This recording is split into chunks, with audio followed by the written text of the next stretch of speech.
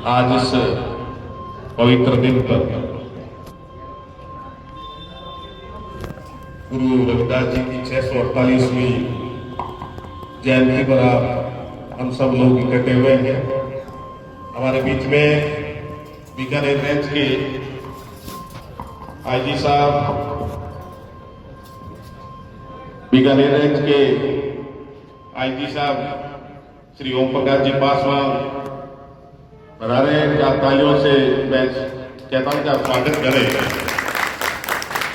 Police में आदमी रहता है और उनको इतना समय मिला है, ये हम सब लोग हमारे लिए सौभाग्य की बात है। हम लोग इस जयंती के बारे में मैं थोड़ा सा बताना चाह रहा हूं कि 2 साल पहले जब बीकानेर में हमने सांसद सेवा केंद्र के पीछे इसी आज ही के दिन एक जयंती बनाई और जयंती बनाई तो उसमें मुझे बहुत सारे लोगों ने पूछा कि गुरु रविदास जी कौन थे, वो कैसे संत हुए, उन्होंने ऐसा क्या किया। मैंने कहा कि कबीर का नाम हम सुनते हैं, गुरु रविदास जी का नाम भी सुनते हैं, यहां नाम में थोड़ी भिन्नता है। हम गुरु रविदास जी कहते हैं और जब इतिहास में जाते हैं तो गुरु रैदास हो जाते हैं।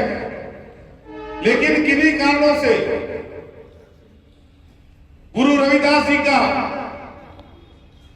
जितना प्रचार और प्रसार उनकी वाणी का भजनों के माध्यम से, अभी सुन ही रहा था, भजन गाते हैं, खूब सारे लोग भजन गाते हैं। और मैं तो कहता हूं राजस्थान से सबसे बड़ा नाता था मीरा मेड़ता की चित्तौड़गढ़ में आई, लेकिन गुरु किसको बनाया? गुरु रविदास जी को। और उस जमाने में आप सोचो, एक किसी महिला जो राजघराने की होते हुए भी और गुरु रविदास को अगर अपना गुरु मानती है तो उनमें कोई बड़ी शक्ति थी जो आज भी हमारे बीच में विराजमान है। मैं ये मानता हूं कि हम लोग, मैं यह तुलना नहीं करूंगा। बाबा साहब को हम मानते हैं, बाबा साहब ने हमें ज्ञान, प्रकाश, हमारा जीवन में अंधकार जो था उसको दूर करने का काम किया। तो गुरु रविदास जी ने भी हमें भक्ति के माध्यम से जीवन जीने का अधिकार दिया था। साथियों,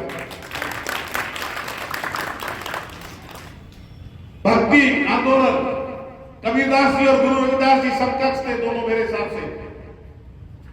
गुरु रविदास जी कबीरदास जी को गुरु कहते थे और कबीरदास जी गुरु रविदास जी को गुरु कहते थे, गुरु रविदास जी कबीरदास जी को गुरु कहते थे। लेकिन इतिहास में कहीं भी नहीं हमें मिलता कि कौन किसका गुरु था, लेकिन दोनों समकालीन थे।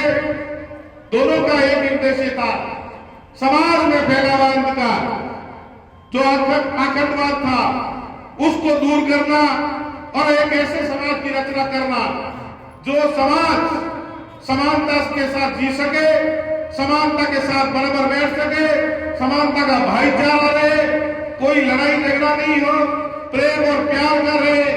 इसी तरह के एक समाज की परिकल्पना गुरु रविदास जी ने अपने जीवन में की थी, जिसका अभी विद्यार्थी जी ने एक कोटेशन सुनाया था कि रविदास जी कैसे प्रसन्न रहते हैं, सबको अन्न मिले, सबको समान जीने का अधिकार मिले। इसीलिए कहते हैं कि एक मेरे हिसाब से तो कहो बदल पुरानी हो अर्जी भाटी दिया हो, भटक भटक मर जासी गुरु बिना है। कौन जुड़ा हुआ भटक भटक, ये जीवन जो चक्कर है। अगर हमें अच्छे गुरु नहीं मिलेंगे तो हम जीवन में आते रहेंगे और जाते रहेंगे। लेकिन एक बार मोक्ष कैसे मिलेगा, कैसे हमें प्राप्ति होगी, तो ये गुरु के बीच में बैठने से ही मिलेगी।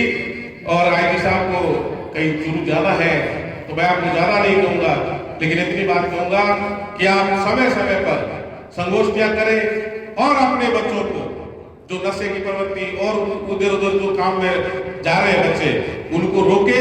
और ये सबसे बड़ा माध्यम है भक्ति में लीन होने का। ये हमारा काम था।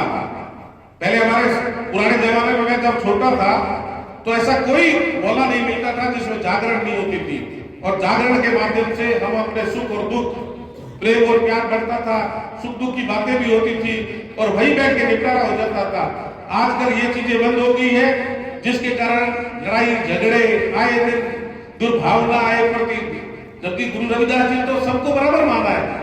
तो मेरा ये सुझाव है कमेटी के जितने भी सदस्य हैं, तो इनको एक टोली के रूप में और बोले भाई जिसको इसका प्रचार और प्रसार करें। मैं तो ये चाहता हूं कि गुरु रविदास जी की जयंती पर जैसे दिल्ली में छुट्टी हुई है, आज उत्तराखंड में छुट्टी है, हो सकता पंजाब में है या नहीं मुझे नहीं पता, लेकिन दिल्ली में छुट्टी है मुझे पता है आज, क्योंकि मैंने साहब को अभी फोन किया तो आज लोकसभा नहीं है। तो हमारे लिए कितने बड़े सौभाग्य की बात है कि दिल्ली वाले जब इस बात को मान रहे हैं तो हम बीकानेर वाले क्यों नहीं माने, राजस्थान वाले भी मानेंगे। तो आने वाले समय में आप सब लोग इसी तरह से, ये भक्ति का माध्यम है, हमें आगे बढ़ने का माध्यम है, इसको आगे बढ़ाए रखें। बहुत बहुत धन्यवाद। मेरा मान और सम्मान किया इसके लिए बहुत बहुत धन्यवाद आपका।